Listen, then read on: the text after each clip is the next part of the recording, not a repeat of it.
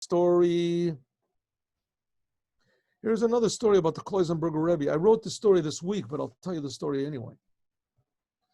Like I told you, the Kloisenberger Rebbe, he was in Auschwitz, and he got freed miraculously. A lot of his family was killed. He was a very holy person. Sans Kloisenberg Rebbe. So he, there's a story that near the end of the war, as the Germans were really worried, they saw they were losing the war, so they had this idea that they wanted to clean up Warsaw. They wanted to clean up, maybe to get the bodies out of there. I don't know what they wanted. Anyway, so they took the Jews that were from Auschwitz, or from wherever it was, I don't know, wherever he was, because they moved people from camp to camp. And anyways, they told him to start cleaning up Warsaw. It was in the middle of the summer. It was hot. They had to work really hard. Suddenly one day, the Nazis said, okay, everybody stand up, get in line, and 3 by 3, and start marching as fast as possible. The Russians were coming, and the Americans, anyway, the Russians were coming. I'm just telling the story. This is what you have to check up the details to see if it was the Russians that freed Warsaw. Anyway, so the Russians were coming, and they had to get out as fast as possible. So they made them march. There was about 3,000 Jews. They were tired, they were hungry, they were thirsty. The main thing was that they were thirsty. And they started walking. It was really hot. But they didn't want to walk in the nighttime. Because in the nighttime, the Jews could run away. The Germans couldn't see them clearly. And I guess maybe they had no spotlights, whatever. Anyway, so they marched. They had to march the whole day. In the nighttime, everybody was tremendous. They marched as much as they could in the nighttime. And people were falling on the way. Anyone who went out of line, the Germans would shoot them immediately.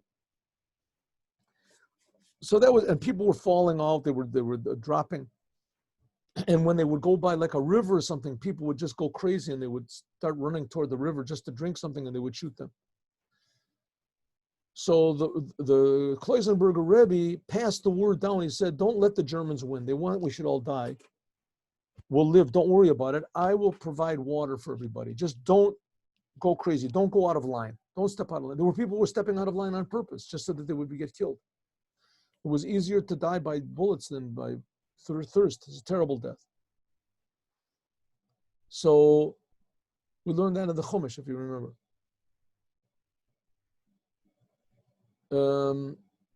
With the rock of Miriam, remember? People said we should have died before in the desert, not by death, not by thirst. Anyway, so he said, don't worry about it. Anyway, the second day passed, and the Germans saw that nobody was moving fast enough.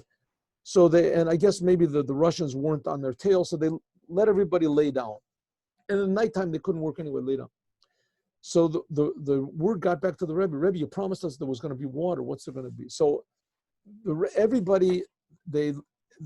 Germans gave everybody a little spoon. Everyone had a little metal spoon. I guess when they gave them food so that they would be able to eat with the spoon. So everybody had to save their own spoon. So the Rebbe said, everybody has a spoon. And this, by the way, was a speech that the Rebbe gave. The Kloisenberger Rebbe made at the opening of the Kloisenberger synagogue in Tel Aviv. I guess this must have been, 40 years ago, 50 years ago. So he told the story. And he said that I told everyone to take out their spoons, to dig in the ground, and there'll be water. And this was like impossible. It was a hot summer day. Everything was parched. There were fields all around. There was no water to be seen anywhere. And so they passed the word down, and everybody had no choice. What could they do? It was ridiculous, but they did, and there was water. They dug in the ground, and water appeared. Water, every person's spoon filled with water, and they drank the water, and everybody lived. And the Rebbe said to the crowd, he said, and if you don't believe the story, he says, there's Abba, I forget the person's name, Abba somebody, Grois or something. He was with us. He was with us. Ask him if the story is true or not. And he said, yeah, it was true. I survived because of the water. So what do we see? That tzaddikim have the power to help people. But I think the Jews have had enough trouble, and we've been thirsty long enough. And now the Rebbe is providing for us water, Torah, Chassidus. And this will enliven all the Jewish people in the Geula of Amitit Vashlema Aydei Mashiach Tzidkeinu right now. So we're learning today at 3 o'clock. Please, everybody be here. And also tomorrow morning at 8:15. So 3 o'clock. See you all. Have a good day. Thank you. Thank you. Shalom. Shalom. Thank you.